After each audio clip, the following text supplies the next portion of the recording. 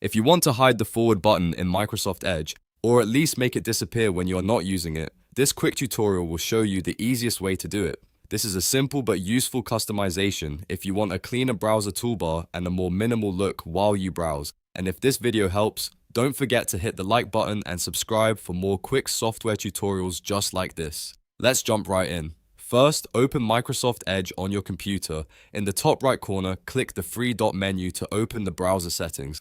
From there, choose Settings. Once the Settings page opens, look at the left-hand menu and click Appearance.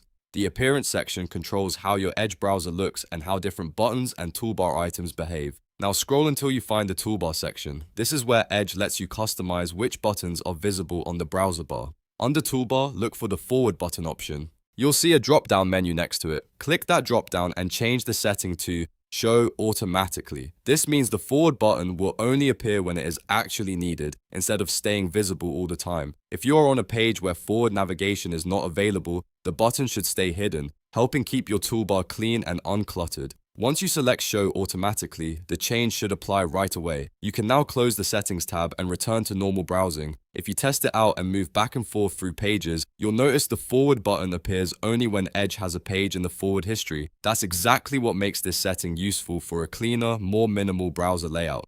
So just to recap, go to Settings, click Appearance, click Toolbar, and then from the Forward drop-down, choose Show Automatically. That's all you need to do. If this video was helpful, please give it a like, subscribe for more easy tutorials, and I'll see you in the next one.